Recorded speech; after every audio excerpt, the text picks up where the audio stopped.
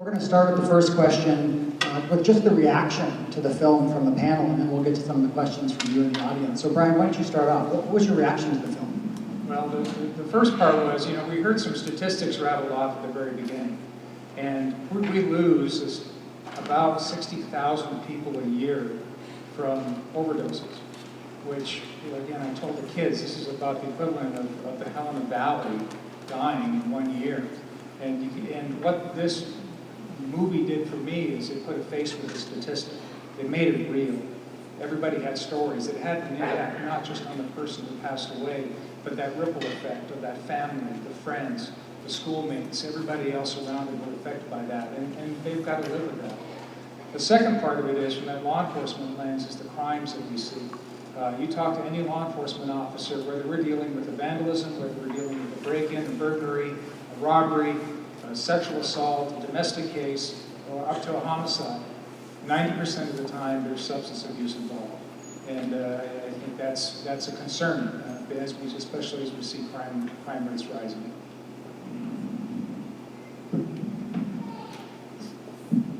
So I have a couple things that the movie brought to mind for me. One was exactly what Brian was talking about, the devastation and how all this transpires, and that spiral and that voice that calls out to people, even if they've been in recovery, to use again. It's real scary. And the other thing that the movie brings to my mind is an opportunity for hope. It gives exactly what Brian was talking about. It gives a voice to some things. It shines a light on what is happening out there with addiction. Most of those individuals talked about that their use started with marijuana. And it puts a name and a face to something that's dark and scary, and hopefully gives you guys the opportunity, as well as all of us, to say, let's start talking about it, let's have that discussion, and let's start shining some light on it. For me, the thing that struck me as I was watching it was, yeah, we have an opioid problem in Montana, but it's going to get worse before it gets better. We haven't seen the opioid problem like they've seen in the Midwest and other parts of the country. When we meet with national law enforcement representatives from around the country, when we talk about our problems and we talk about opioids, of course we talk a lot about meth. When we talk about opioids and then we hear the problems that they're facing, which are what we saw on the screen multiplied many times over, the thing that struck me is it could get worse. It could get a lot worse here. But the other thing that struck me is one of hope, and that wasn't from the movie, that's from everybody who's here today and the panelists who took the time to come here. It's here. We need to address it. We need to, however, be vigilant, and we need to be proactive, and we need to not throw in the towel, and we need to know that things could get worse, and we all need to do what we can, whether it's education, prevention, treatment, enforcement, to take on this problem so that it doesn't get the hold here that it has in some other places in the country.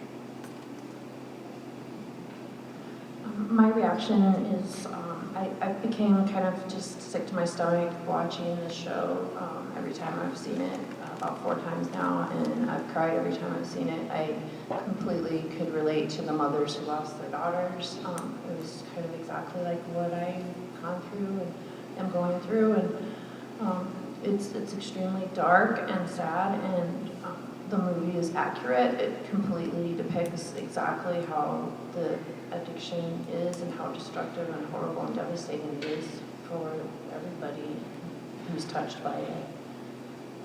What she said. No, I'm just kidding. I don't know.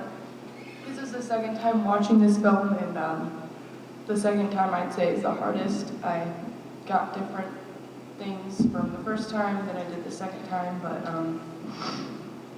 I thought it was real and emotional, and I could definitely relate to a lot of those experiences. So this was a lot like work for me. Watching the movie was like being in my drug treatment court on Monday. We had 25 people in our adult felony treatment court, and we have about a half a dozen people in our dependent neglect treatment court who tell the exact same story that these folks tell, and they're telling it here in Helena, Montana. And then on Tuesdays, I do what is referred to as my criminal law in motion docket, where I'm dealing with another 10 to 20 young people, mostly young people, who have fallen into the criminal justice system because of their drug use. So this is a national movie, but we're not talking about a national problem.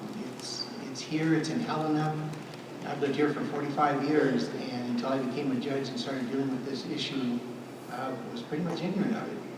But now that I've been a judge for about 7 years, I see it weekly, and I see it growing.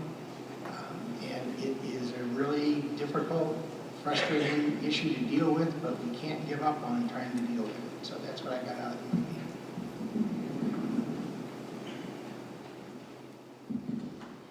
Every time I have the opportunity to watch this film, I think I pick up something new. And one of the most powerful moments I had was when we had the opportunity to watch the responses from the students at one of the high schools this week. And we've never seen the type of emotional responses we saw from that group.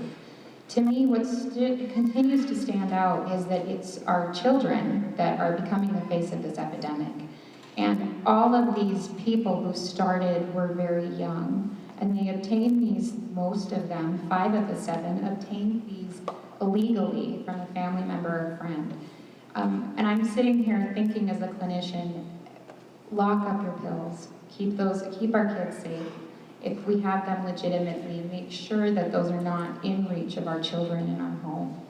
I'm a mother of a 3-year-old son, and I couldn't imagine going through what some of these people have gone through. And I would like to take a moment to commend these 2 on the panel for their bravery to be here tonight.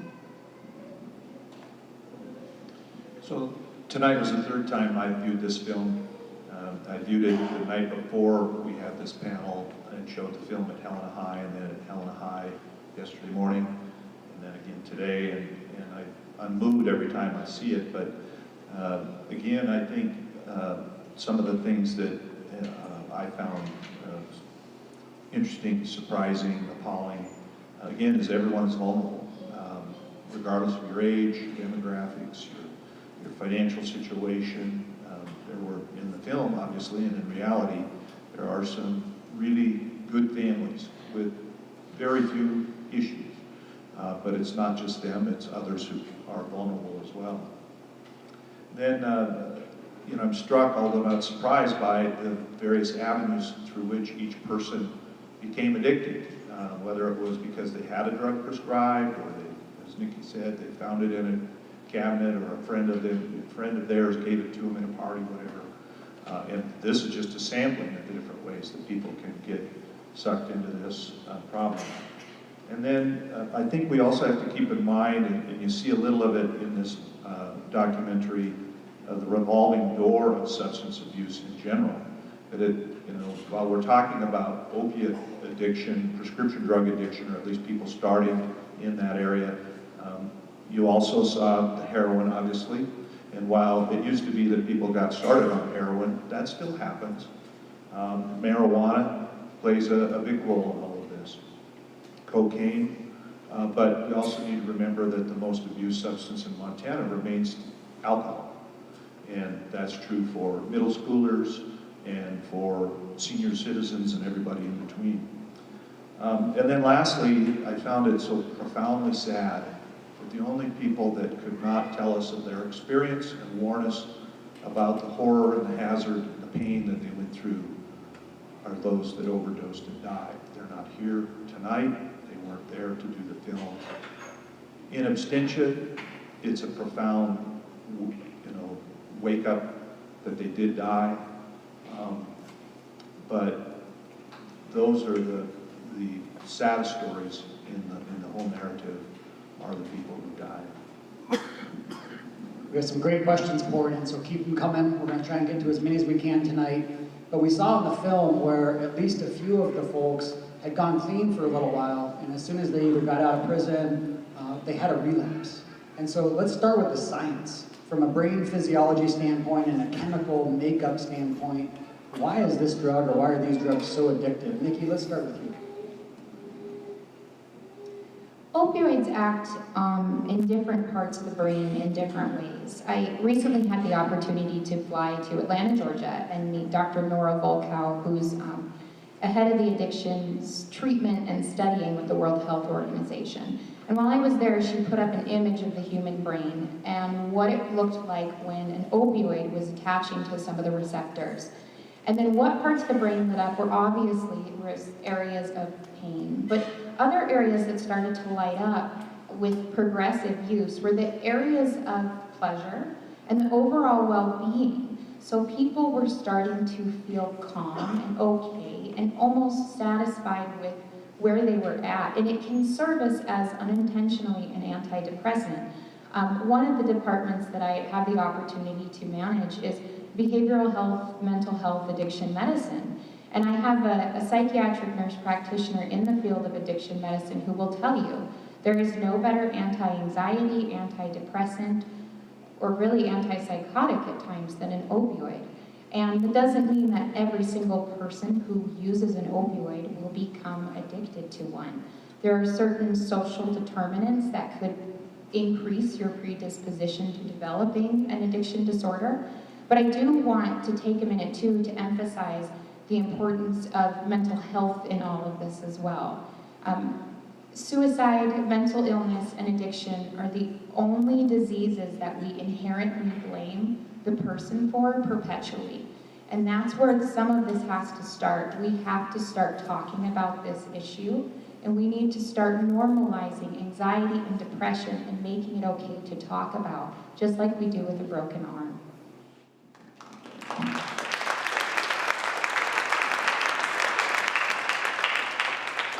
Well, one of the things that we hope everybody can take away from today are recognizing some of the signs of addiction and also knowing what to do when you see those signs. So the next question I want to ask the panel, and Jennifer, maybe I'll start with you. What are some of the signs of addiction? What did you see in your daughter Paige?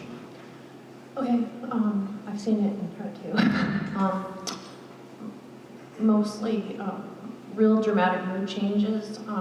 You know, I'd say in the beginnings of addiction, it's probably not very obvious, but when it gets going full swing and somebody has no control over it, what I saw was dramatic mood changes, very angry, mean, a nasty behavior that wasn't typical, highly reactive to stress and any difficulty coping with just any minor difficulty, changes in appetite. I saw, you know, not eating for days and then eating a lot, or sleeping for very long periods of time, and isolation was a big thing too that I would see.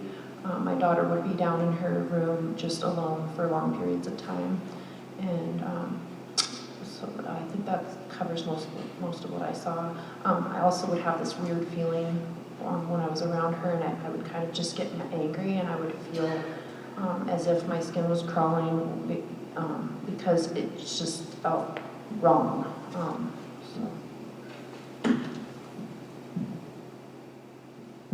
I would ditto some of the things that Jennifer talked about. Some of the other things that happened in addition to isolation, eating or not eating, going for days sometimes without food. There's the mood swings, there's changes in behavior, changes in friends. Sometimes what you find is people start all of a sudden hanging out with different people. Kids change their whole group of friends. People that are active in sports or athletics all of a sudden decide, I don't want to play football anymore. I don't want to do softball or hockey or anything. They decide all of a sudden that they're done with sports. Definitely the mood swings is very significant. They get defensive and start turning things around, trying to make you feel like it's your fault and that there's something wrong with you or you didn't hear what they said. Those are some of the main ones. A lot of it, like Jennifer talked about, is a lot of behavioral things. If it's people who have prescriptions, you'll find that they decide that they're mad at their doctor. They don't want to have that doctor anymore. They decide to go to another doctor. The doctor doesn't understand them, so they're going to go to another doctor. So there's a lot of little pieces that when you start putting it together and having conversations with others, you start going, oh, there's more to this than what we realize. So So the second part of that question, I still want to explore. Right? What if we see some of these signs, or we see drug transactions, drug deals happening in the hallways or on the streets? What can we do about it? What should we do about it? Brian, do you want to take that start? Certainly. Well, we certainly want to stop anybody dealing dope. I think there's two parts to this.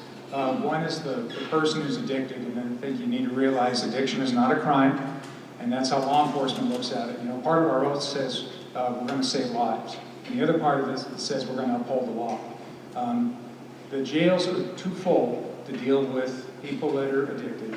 Our goal is to target those people that are doing the dealing. From my level, it's mostly the high-level folks that we want to target and hit. And that's kind of what we're trying to do. We would encourage folks to turn them in. When we talk to the kids, you know, you don't have to be anonymous. Just saying that somebody might be dealing drugs doesn't mean we're going to arrest them immediately. We still have to develop a case. We still have to do a lot of work. And our goal is to target those upper-level people that are bringing that into our state. Basically, to cut the head off the snake is what we're trying to do. So if we can identify the source where that comes from, that's what we're trying to accomplish, is to get them there. Like I said, the jails are way too full. And if you're addicted, we're going to try to steer you down that path. And sometimes it's unfortunate, but in order for them to realize that they need some help, they almost have to hit bottom. Now, we don't want them going off the edge of the cliff, but getting them into the system, getting them to the judicial system where they can be court-ordered and get that kind of treatment, that can be a good thing, because now there's leverage. Something can be done to kind of force them into a treatment process. I want to expand upon what Brian said, and this is where those of you that have the glow sticks come into play. I'm going to ask that you guys take them, bend them, break them, move them, shake them, because this is what we're talking about. It is taking a dark subject, something that's secret, something that people don't want to talk about, and shining a light on it. Being the change makers, being the ones who say, we're going to hold administrators, community, the government responsible to help us make this different, to help make some changes, and to say, what are the light we need to shine on? How do we give voice to, and how do we talk about the very things that Brian also talked about?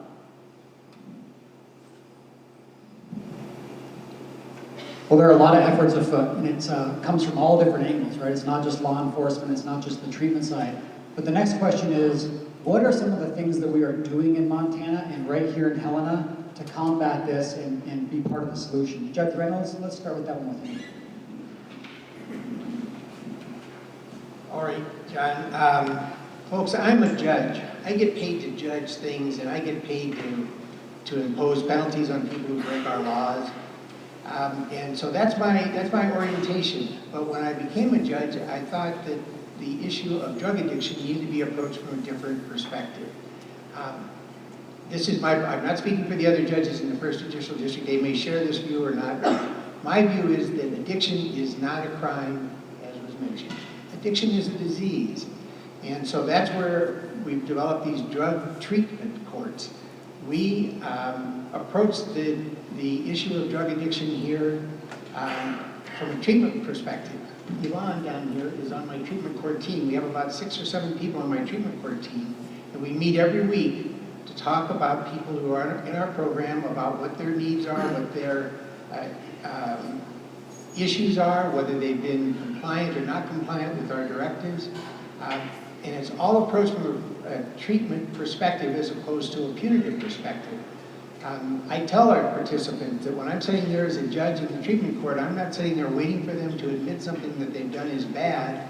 I don't want them to do bad things, but I'm waiting for them I'm listening to them to see if there's a way we can deal with the issues that they're facing. Addiction often has this sort of moralistic, judgmental stigma attached to it, and I try to move away from that. I look at my participants in our treatment courts as much as I can as people who have made a wrong choice. And addiction is a reality. It is so strange to be sitting in a court and having somebody there who has given up their children, forfeited their families, forfeited their jobs, forfeited their freedom in search of this high from these little pills. And we try to work very diligently with these folks to give them the assistance they need so they can start to overcome that. Our program lasts 18 months to 2 years, so we get to know these folks pretty well. And some of them are able to go all the way through and come out the other end, and they've made the changes in their lives that they need to in order to become successful members of our community. Some folks aren't able to do that yet. Their programs aren't adequate for their needs. But it's a treatment approach. It's entirely treatment as opposed to teaching. As was said earlier, our jails are way overfull. We cannot jail our way out of this problem. We can't keep putting people in jail for these issues. We've got to look at other ways to deal with it. And that's where the treatment court model comes in. And we are having some successes with that model, working with people who are very much ingrained in their drug addiction and in their criminal behavior. And they come out at the other end of our program and they are happy, healthy, productive members of our community. And we're happy for them, and we wish we could do it for more of the people that need it in our community.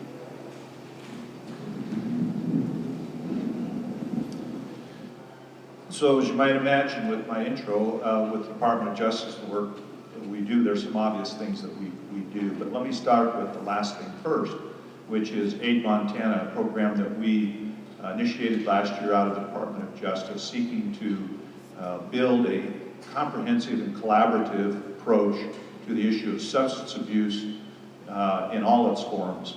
And we have been successful in bringing in many stakeholders. The court systems participated, Public Health and Human Services, the Governor's Office, and many others, treatment counselors, healthcare providers.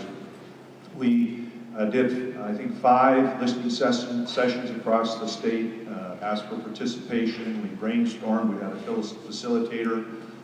We held a summit last fall with national and state professionals and things like peer-to-peer counseling, mental health, and many other topics. And our goal is eventually to come up with a strategic plan that is, again, comprehensive and very collaborative, so that we use our resources as efficiently as possible to really make a difference. And so I would invite you all to go to our website at dojmt.gov and click on Aid Montana and learn on how you could participate and be of help in that process. About 4 years ago, we initiated at the Department of Justice the first ever canine drug interdiction units in the Montana Highway Patrol, and they've been tremendously successful. Using recoveries from a lawsuit that we pursued against a pharmaceutical company, we established the first ever prescription drug abuse prevention program in Montana statewide called Resolve Montana. You can go to resolvemt.org and learn more about, as Nikki said, keeping your prescription drugs out of other people's hands, destroying them responsibly, using them responsibly. We teamed with the Montana Medical Association to put together a website and a series of information primarily for healthcare providers. Many healthcare providers are old school. Many have succumbed to the opiate prescription drug pharmaceutical manufacturer story that these things are safe. And we wanted to help the Medical Association train and retrain their professionals, while at the same time providing important information about the dangers of opiate abuse to their patients and to the public in general. We also gave out 22 $2,000 grants to pharmacies across the state who would commit to establishing prescription drug drop boxes in their retail locations so that you all would have a safe and environmentally safe and private place to dispose of your unused prescription drugs across Montana. And that's in addition to the drug drop boxes that we promote every day in law enforcement agencies across the state. And just recently, we purchased and installed 3 drug incinerators, both for drug drop boxes, but also for evidence that's no longer needed, that is either an illicit, illegal drug or a prescription drug. And they're located in Butte, Billings, and Great Falls. Again, that money came from our settlement with the pharmaceutical company. The legislature just gave us money for a criminal interdiction team at the Montana Highway Patrol, which we got going last August, and they have been tremendously successful. And most recently, I personally sued Purdue Pharma, the manufacturer of OxyContin, and we have alleged in our complaint that they have deceived primarily healthcare providers, but the public at large, of the dangers of their drug. They engaged in deceptive marketing, and we're going to hold them accountable both with money damages and prospective relief to make sure that that company and others like it do not deceive, defraud, and abuse our citizens here in Montana in the future. Last, I would just say, ultimately, it's not about what I'm going to do or what you're going to do, it's what we're going to do. It's all of the above, all hands on deck.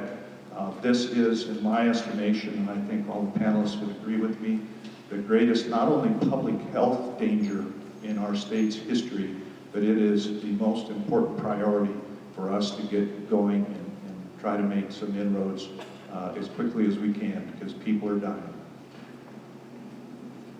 One of the things that I hear on a regular basis from people who are in counseling or people who are addicted is that there's not enough for us to do. There's not enough fun, sober activities for us to do. And one of the things that I learned about recently was a place called the Phoenix, and they're out of Denver, Colorado. And they can come to communities, there's a charge for it, they can come to communities and help set up this whole sober-free activities, whether it's hiking, camping, yoga, and the whole thing is based on being sober and finding something to do with your time, something creative, and to have an outlet. I'll let Maddie talk a little bit about what are some of the things that we're missing in the community for kids, and kids that don't have support groups to go to. Well, in Oregon, there was a huge young people's AA and NA group, and about hundreds and hundreds of people.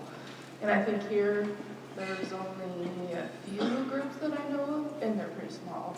So I think that we can band together and we can create these own groups because it is run by addicts, you know. So I think that we can all come together and we can use our resources and, I don't know, I guess, yeah, do something, I don't know. We're going to switch gears just a little bit. One of the questions that came in, Attorney General Fox actually answered, and that is, if these drugs are so powerful and so dangerous, shouldn't we be laying the blame on the pharmaceutical companies? I think Attorney General Fox answered that. He sued them. Other attorney generals across the nation have sued them for misrepresenting these drugs. So if they are so powerful, I want to focus on alternatives to pain medication, right? We still have to manage pain. What are some alternatives that might not be so highly addictive? Nikki, do you want to take that one? So I walk a very fine line in the realm that I work in. I manage chronic pain management as one of the outpatient clinics that I manage, in addition to addiction and behavioral health. Prior to that, I worked inpatient on the neonatal ICU and obstetrics floor at Benefis. And of all the things that haunt me as a nurse, the one thing I still can't get out of my head is the sound a newborn makes when it's going through withdrawals. It's haunting. And so it pulled me from the floor. And another component that I have a unique opportunity to share is I am a chronic pain patient myself. I was diagnosed with Ehlers-Danlos syndrome, and it's very, very painful. Debilitating. It has taken me out of the floor nursing realm, and I have found myself in outpatient services. So it's been very hard to try and find a reasonable balance of how do we make sure that we're treating pain appropriately, but not contributing to a bigger problem. So what we did at our clinic, and we've been going out throughout the state and actually sharing our model, is we have 15 people that sit in a room every other Friday and we talk about patients. We have 3 advanced pain doctors, we have a chiropractor, an acupuncturist, a massage therapist, 3 psychologists, 2 addiction counselors, an addictionologist, myself, 2 case managers, a pharmacist, and a physical medicine specialist. We all sit down and talk about patients so that when we decide opioids are coming off the table, what alternatives are we giving them so that they can find a true positive quality of life? Some of that is certain types of treatment that would reinforce appropriate coping skills. Others are neuropathic medications. Others can be physical therapy, but there are medications that are available now and procedures available now. But really, it fits the mold of the person and what they need.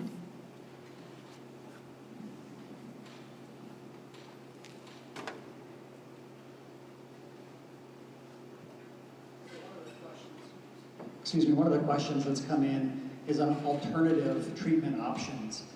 And in some communities across the country, we have Suboxone, which is a way to get folks off of heroin. And we don't seem to have that in Helena, or at least I'm not aware of any. So Yvonne, can you talk to some of the alternative treatments and how we can get folks off of these drugs? And Kurt, if you want to talk about as well what you might see across the nation in your role. So there are a few Suboxone providers in Helena. Suboxone is a tough one because it's also a substance that you become very addicted to. Some of the things that I've learned at different conferences I went to is the best thing to use is something called naltrexone.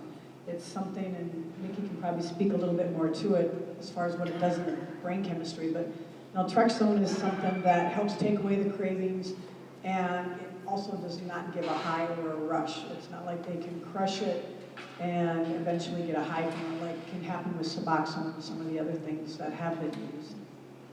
Other alternatives other than pills is really learning to connect with yourself, learning to do some mindfulness stuff. There's different techniques out there.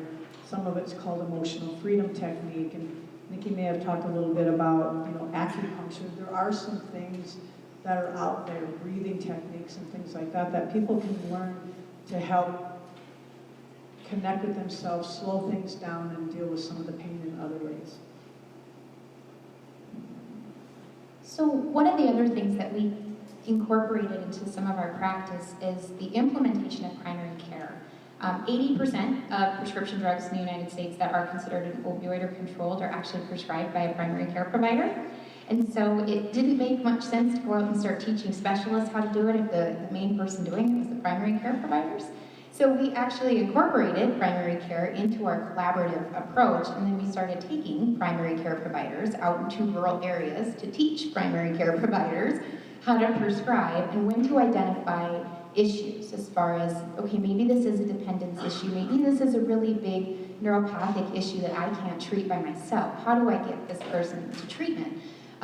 As far as naltrexone, we also have Vivitrol, which is an IM injection, buprenorphine, you can get it in a patch. These are a type of, technically formally an opioid, but they block certain cravings in the brain and can be used effectively to keep people sober. Ideally, this is an opportunity to keep them into a healthy lifestyle and engaged. It's not a moral failure if you're on a substitute to try and find sobriety. Just to throw that out there.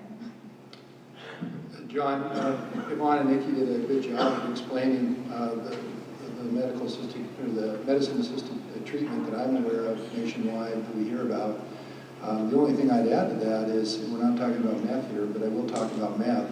There was a recent clinical study done in UCLA where they were able to determine 2 drugs used in conjunction had some material effect in reducing the high that people experience when they take meth, so a blocker, a dopamine blocker, so to speak, which in a clinical trial at UCLA significantly increased the effectiveness of treatment that went along with that medication. So nothing to add on the opioid side, but maybe there's a good breakthrough coming on the meth side, and we hope science will continue to provide better and better alternatives as we go forward. One of the best ways to make any story resonate is by telling it in a very personal way. And this next question is directed right to Maddie. Maddie, what's your story? How did you get started? I started smoking marijuana at 9 years old. And then, this is hard. I guess I just kind of followed my sister and everything that she was doing. smoking weed, and then it started with sleeping pills, which is minor, but you know, when you're an addict, it's a pretty big deal when you're abusing them. And then it started with opiates and smoking weed and opiates, and then when I was 15, I just went straight into meth. And it only took me about a month or two to get into IV use. And then I started mixing all sorts of drugs, heroin, meth, pills, whatever I could get. And I think the first time I went to rehab, I was 16. And I think I still didn't really realize I had a problem. But I've been to treatment 3 times, and the 3rd time I stayed clean for about 9 months, and then I relapsed on marijuana again. And then 2 weeks later, I went straight into heroin again. And that one took me a little while to kick. I'd say 6 months using heroin, and then I finally, after my sister died from it, I couldn't do it anymore. I couldn't even think about doing it anymore. So, yeah, ever since then I've, been staying on a clear path and trying to do good things to make her proud. So, Let's get a round of applause for that.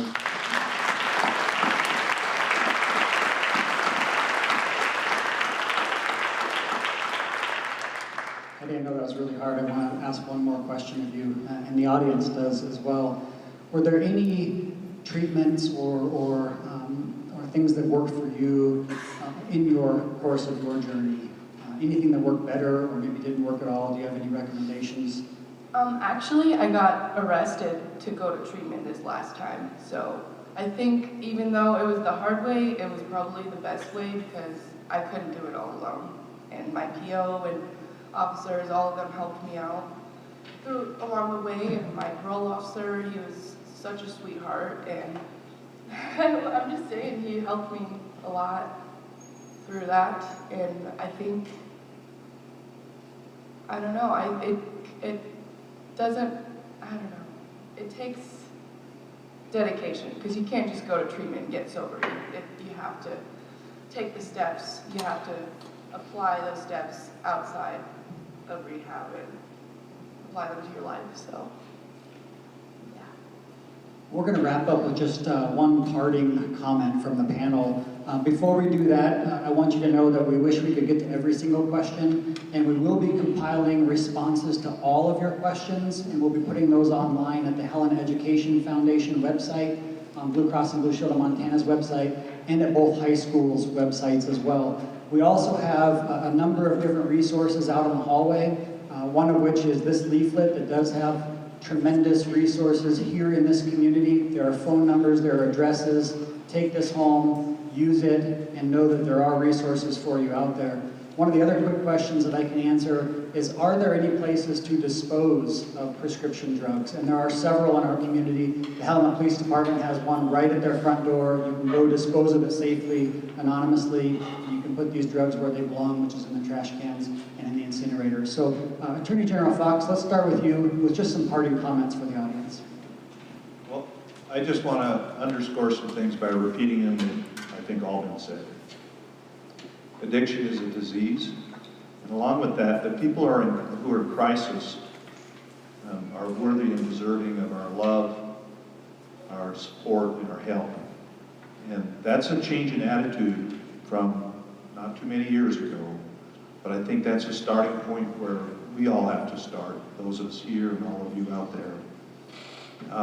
Again, the whole point of being here tonight, obviously, and I applaud each and every one of you who took the time out your Thursday evening to not watch the Grizzlies beat Portland State or whoever it is they're going to play, and come here tonight. But the conversation has to go on. Each of us has to figure out how we're going to contribute to the solutions. We all have our own talents. We worked with the DEA to put together a jury art show called The Bitter Pill, and wonderful artists across Montana submitted their artwork that illustrated their connection to substance abuse, and particularly opioid abuse. And whether you're politically inclined, whether you are artistically inclined, or any other talent or interest you have, I would ask you to find it in your heart and soul in the coming days and weeks to figure out how you as an individual, or perhaps your circle of friends, your church group, your business associates, whoever it is, can help all of us up here in our community and the wonderful people who have high hopes that they will never enter a cycle of abuse, but also those who have. We need to all pull together on this. So again, I would ask you to go to our website at dojmt.gov, go to the Aid Montana icon, let us know what you think, what your ideas are, get engaged, and let's do this together. And thank you again for being here tonight.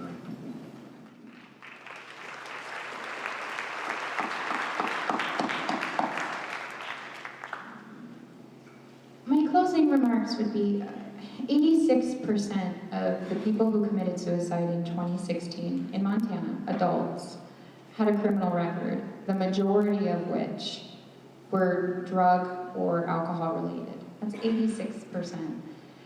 They all go hand in hand. Mental health, suicide, addiction. We have to start talking about this. I'm a nurse, and I decided I was tired of waiting around. I couldn't afford to wait around to see the change I wanted to see, so I decided to become a part of it. And that's what every single person in this room can do, who has children, who has coworkers, loved ones who see this every single day. The impacts, the socioeconomic impacts that this has on our community and our state is profound. And we have to start gathering around and treating this and get rid of social stigma. Write your congressman, start asking questions. How are we getting help? And I want to applaud you on ensuring that we're getting money to our state to get treatment programs going and ensuring that we have accurate funding at the state to treat mental health disorders.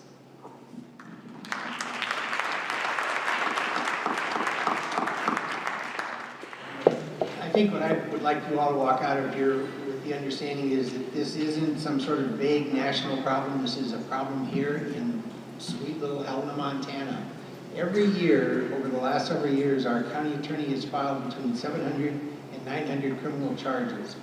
Most of those cases, the vast majority, perhaps as high as 90%, involve some degree of drug or alcohol abuse. So if you do the math, that is a lot of cases every year that we're having to deal with this particular issue. Over the last several years, here in sweet little Helena, Montana, little Lewis and Clark County, we've had between 130 and 140 kids removed from their parents because of drug abuse issues by the parents. It is a problem we have to face and we have to work together. I've mentioned my treatment court. We have a team there consisting of a prosecutor, a defense attorney, treatment providers, probation officers, social workers, law enforcement officers, all coming together to work collectively on this issue with our participants. And it is so rewarding when you have somebody go through your program, someone who has maybe not been clean and sober for more than 30 days or 45 days in their adult life, to go through our program for 18 months or 2 years and graduate and have a job and have their GED, get a driver's license, have reestablished contact with their families. It makes it all worthwhile. It is really hard work, and I salute my team for their efforts in doing that. And I salute the participants for their efforts in doing it, but we need help from the community. We can't turn our back on these people. They need jobs, they need places to live. So if someone comes to you and they explain to you that they had a drug addiction problem, they've gone through treatment and now they've been clean and sober for 18 months or so, give them a chance, give them a job, give them a place to live. Otherwise, they revert to their old patterns, their old friends, their old associates, and they're right back into the cycle of addiction and criminality again. So that's what you can do as a community, is look at these people with a fresh new set of eyes and give them a chance. They made a mistake. Don't punish them for the rest of their lives because they fell into the mistake of addiction.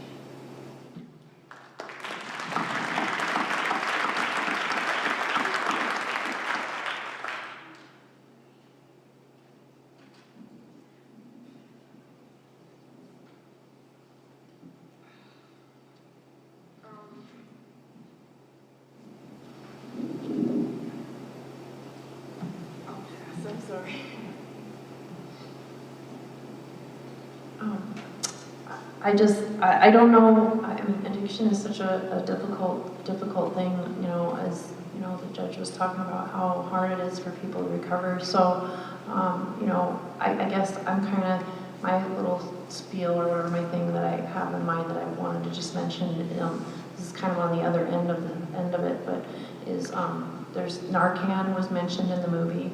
There's this thing called Narcan, and it's really expensive to get. It's like $100 or so, I think, for one of these. But this is what it looks like.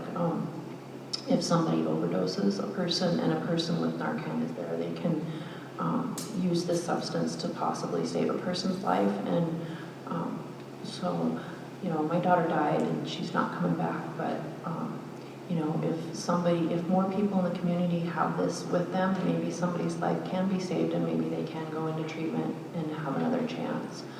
Because the final end of addiction is death. So, and it's not pretty. So, you know, I'm here because I hope I can save, you know, just one life. If that could happen from us talking today, that would be really, really awesome.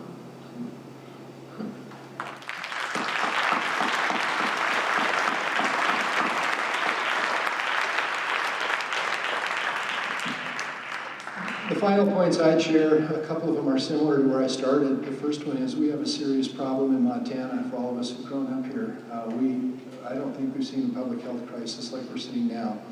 And be aware, we need to be aware that we know from national drug intelligence that the problem is probably going to get worse. Supply is going to increase, prices are going to decrease, and it's going to be more challenging here like it is other places. If you're curious to know how our opioid problem developed, this most recent one, developed in the United States, I'd recommend a book called Dreamland.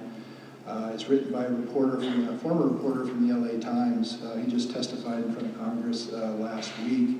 He took about 3 years and traveled around the country, a lot of areas in the Midwest and other places, and determined and tried to find the causes, why it happened, what happened. Very informative if you're interested. Now, more personally, I would like to encourage everyone here on the prevention side. If you have pills, destroy them. If you have extra pills in your medicine cabinet, get rid of them. Get rid of them properly, but get rid of them. Also, just as a parent who had just had 2 kids in Billings West High School, if your kids come home and tell you about a pill party that they've gone to like mine did, or didn't go to or hear about, take time to call the parents. Let them know what's going on. And for those of you who don't know what that is, kids will go into your medicine cabinet, take the pills you have, they'll all show up at a party, they'll dump them in a hat, and they'll all reach in and take some out. We know that most people become addicted, or their first trial on illegal use of prescription painkillers is from a friend or family. So let's do everything we can to try to get them out of our medicine cabinets. On the treatment side, let me put on my old hat from working in mental health, children's mental health the last 6 years. I just want to repeat what's been said, and it's worth saying. Let's talk about it.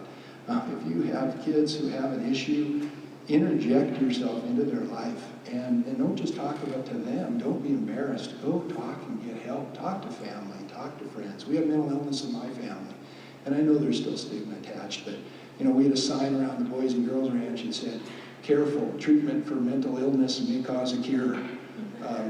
And I would say that's the same thing for substance abuse. So just to repeat it, don't be embarrassed, don't be ashamed, go get help. And finally, put on my U.S. Attorney hat here, and we deal with the worst of the worst. These are the people who target us, who profit by bringing drugs into our state and targeting our children for a profit motive. If you catch information in this community about what's going on with drug trafficking, by all means, let law enforcement know. Let the Drug Task Force know. We've got Danny David here from the local Drug Task Force. Let them know. We will find them. We will catch them. We will prosecute them, and we will get them out of our state. So I think there's kind of a call to action for all of us, and I don't think we can overstate it, overstate the amount of vigilance that we all need to show collectively if we're going to stay ahead of this problem.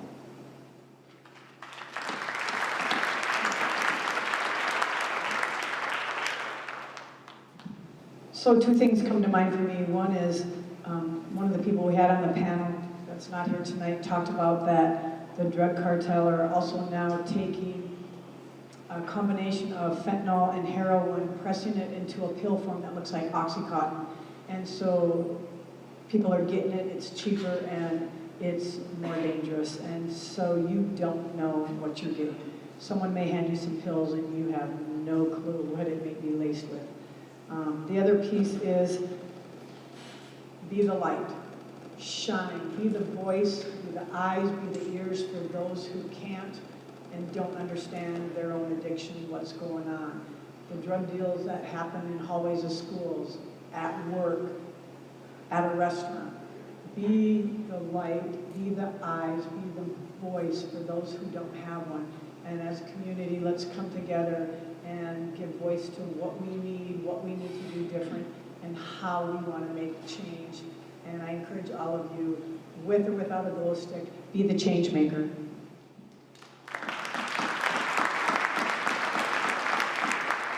I guess my parting message is when bad things happen to good people, they vow to never let it happen again. That is the mark of a good society.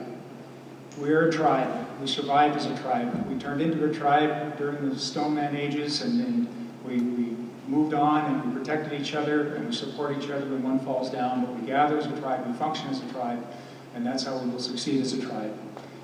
I am optimistic. The last 3 days have made me even more optimistic. And I tell you, these things are not possible without a spark. And I realized the school foundation, Blue Cross, everybody came on board, but that does not happen without Clint. And that spark was Danny David. And Danny, if I can have you come out here, please, because you were the one who got this started. And I appreciate it. And you got it.